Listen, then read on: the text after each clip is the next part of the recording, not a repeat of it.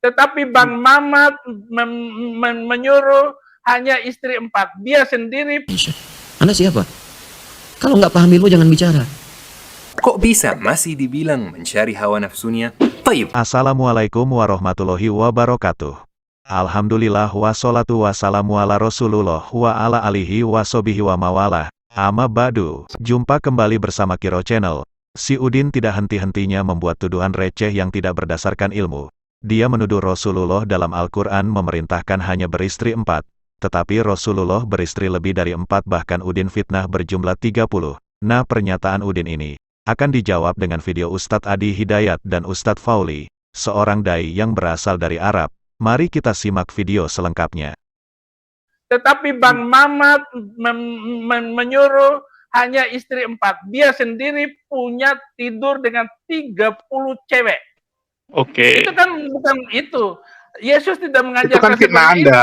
Jadi iya. Artinya yang salah itu bukan manusia, tetapi kitab suci yang salah. Anda siapa? Kalau nggak paham ilmu jangan bicara. Kalau nggak paham ilmunya belajar dulu, takut khawatir salah ucap. Karena itu jangan sembarangan mengatakan sesuatu. Di konteks dulu, dibaca dulu, dilihat dulu apa hikmahnya. Awas, Anda jangan tertipu dengan orientalis. Sekarang banyak disebarkan tuh, termasuk teman-teman kita non muslim. Nah, itu isu palsu tuh. Anda kalau ada pernyataan begini, umat Islam tuh tidak memuliakan perempuan, enak aja menikah dengan berapa, ya dan sebagainya, poligami. Demi Allah saya katakan, itu racun yang ditanamkan. Anda salah baca. Salah baca. Jadi kalau membaca itu jelas riwayatnya. Dari dulu banyak orang merendahkan perempuan. Bahkan seenaknya aja. Ya dulu di Cina ada raja yang kaisar itu selirnya aja 1000 tuh. Waduh, luar biasa. Setahun cuma mengunjungi berapa? 365 istrinya. Ya, itu 3 tahun sekali baru kekunjungin istrinya. Ya, sebelumnya lagi kan ada lagi lebih banyak lagi. Zaman jahiliyah di Eropa itu banyak juga seperti itu. Ya, selirnya banyak, gundiknya banyak, enggak ada dianggap. Bahkan ada yang perempuan diperjualbelikan seenaknya. Suami bisa tukeran, termasuk di jahiliyah. Datang Islam, diluruskan itu semua. Diarahkan dengan baik. Jangan perlakuan perempuan seperti itu, kata Al-Quran. Turun Quran surah ketiga 36. Perempuan punya keistimewaan, diberikan hak di situ, diberikan bagian warisnya. Dulu nggak ada warisan, diberikan waris untuk mengangkat derajat perempuan, termasuk dibatasi. Kata Allah, jangan begitu, kamu seenaknya kuburkan perempuan ratusan ribuan. Tidak. Kalau kamu memang sanggup untuk bisa menikah lebih daripada satu perempuan, ini alasannya. Kalau bisa jangan lebih dari 4. Ada satu pengen nambah 2, pengen nambah 3, 4 cukup. Di luar batas kesanggupan itu tidak. Cuma Nabi Muhammad yang saya berikan kemudian petunjuk untuk menikah dengan 9 perempuan. Di Al-Bukhari nomor hadis 5068. Ya, dari Anas bin Malik. 9 pun itu dengan hikmah, bukan untuk dunia. Karena semuanya rata. Nah, Din, jumlah istri Nabi tidak sampai 30. Ngawur kamu, Din. Bahaya banget fitnahmu itu. Pengikutmu sudah pasti percaya dengan omonganmu. Karena kamu di mata mereka mantan ustadz. Padahal mah ustadz sesat yang IQ-nya jongkok. Memang ada perbedaan pendapat di antara para ulama mengenai jumlah istri Nabi.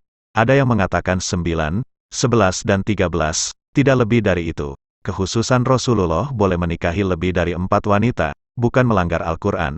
Karena beliau manusia pilihan Allah yang paling mulia, maka dari itu ada perkara-perkara khusus, yang Allah hanya wajibkan kepada Rasulullah saja, seperti salat witir, duha dan lainnya. Ada perkara-perkara khusus yang Allah haramkan atas Rasulullah saja, seperti menerima zakat, sodakoh, dan lainnya.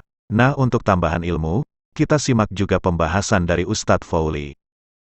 Tuduhan pertama dan yang sering digunakan oleh mereka adalah Nabi kalian menikahi banyak wanita karena Nabi kalian syahwani alias mencari hawa nafsunya. Dan ya syabab, saya itu orang Arab dan saya ingin menjelaskan sesuatu. Di Arab jahiliyah sebelum Islam, tradisinya adalah nikah muda. Nikah di umur muda. Pria Arab di zaman jahiliyah itu menikah rata-rata di umur 14 tahun. Semakin kaya, semakin ganteng, semakin terpandang, nikahnya semakin mudah. Dan Nabi Muhammad sebelum diutus menjadi Nabi, beliau merupakan pria yang ganteng, kaya, terpandang. Kira-kira beliau menikah di umur berapa? Beliau menikah di umur 25 syabab. Kalau memang beliau mencari hawa nafsunya, kenapa beliau telat nikah? sesuai tradisi zamannya. Mungkin sekarang belum telat. Oke syabab, Nabi Muhammad menikah di umur 25. Kira-kira Nabi Muhammad menikah dengan siapa?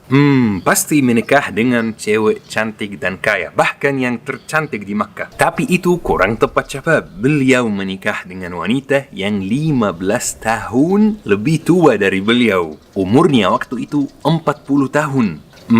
Itu mungkin pernikahan pertama. Setelah itu beberapa tahun kemudian beliau menikah lagi dengan yang lebih muda, lebih cantik. Itu juga kurang tepat sebab beliau tetap monogami alias punya satu istri sampai umurnya menjadi 50 tahun. Pria yang tetap monogami sampai istri pertamanya meninggal dunia dan tetap monogami sampai umurnya 50 tahun dan menikah dengan wanita yang 15 tahun lebih tua dari dia. Kok bisa masih dibilang mencari hawa nafsunya? Taib, seandainya Nabi Muhammad mencari hawa nafsunya setelah istri pertamanya meninggal di umur 65, kira-kira siapa yang beliau menikahi setelahnya? Kejutannya ya syabab, beliau tetap tidak menikah. Beliau tetap sendiri selama 3 tahun karena merasa sedih atas kehilangan istri pertama yaitu Sayyidah Khadijah. Habis 3 tahun baru menikah lagi. Kira-kira menikah dengan siapa dan apa karakter istri keduanya?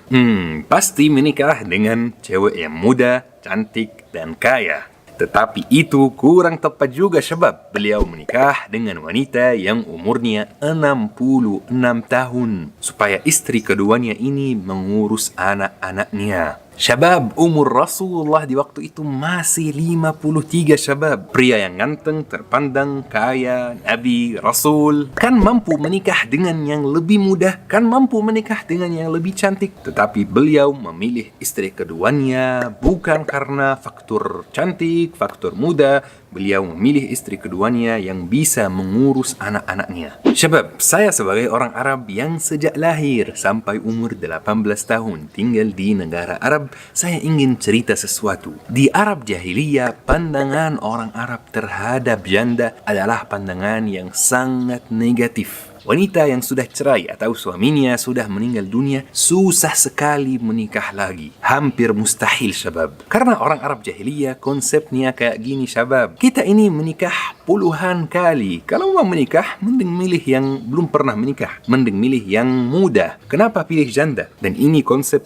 yang sangat salah dan sangat parah. Makanya Rasulullah dalam waktu itu ingin memberikan orang Arab itu pelajaran. Tidak apa-apa menikah dengan janda. Bahkan dalam beberapa kondisi dianjurkan syabab. Untuk itu syabab, semua istri Rasulullah yang jumlahnya 11, semuanya janda kecuali satu yaitu Sayyidah Aisyah. Dan di video ini saya sudah menjelaskan kenapa Nabi Muhammad menikahi Sayyidah Aisyah. Dan dakwahnya alhamdulillah sudah ditonton oleh banyak orang. Jadi tuduhan bahwa Nabi Muhammad menikah karena hawa nafsunya, karena mencari hawa nafsunya adalah tuduhan yang sangat lucu dan sangat kurang tepat.